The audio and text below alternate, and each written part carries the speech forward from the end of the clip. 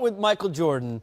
I mean, obviously, look, he's going to have some success against everybody. But as we watch some highlights here, take us through what's the approach? What are you trying to do? What are you thinking about with Michael Jordan across the way? Well, first of all, I'm really nervous about these highlights because those are the three of the best players in the history of the game. But Michael Jordan, I did guard him a little bit when I was in Detroit. And, of course, I guarded Scottie a lot. But he was so efficient, was able to get what he wanted, and he did most of his domination was in that mid-post area. Oh, watch out, you here. He got the shot that he wanted, whether it was from mid-range. Can we show some misses? I mean, Hey, look like Mike was working you over in them highlights. they didn't get me. I got him on the other end, you know what I'm saying?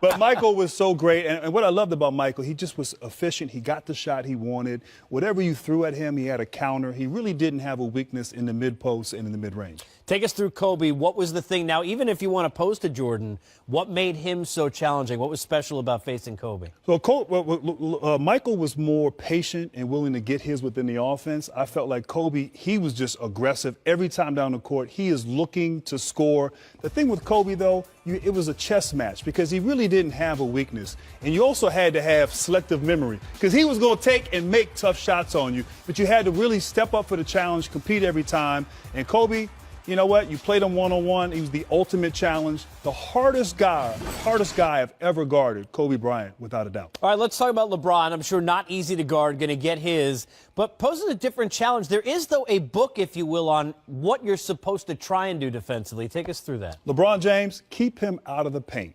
That was the big thing. Even on offense, when we would shoot the ball, I would not crash and go to the offensive glass. I wanted to get back so he wouldn't get out in transition where he's so effective. And then right there, he likes to create distance and space when he has the basketball. So as he backs up, get in his space. Don't let him go downhill against you where he is so effective. But don't let him get to the free throw line. Nothing easy in the paint. You can do that and also make him a scorer, because he really loves to facilitate and find other people, and that's where he can be very dangerous.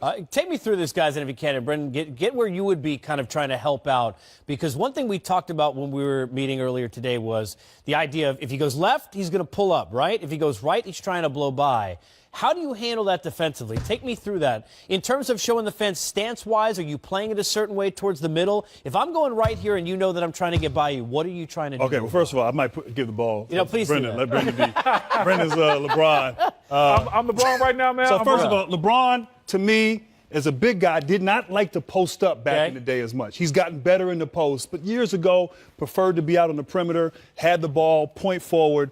I tried to get in his space and understand that when he would go right, he likes to get to the rim and go to the basket.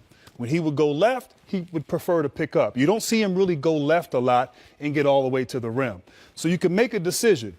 Let me get in his space, understanding that he's just going to take one or two dribbles, maybe a step back, and then now stay in his feet. That was the big thing with him. Stay in LeBron's feet.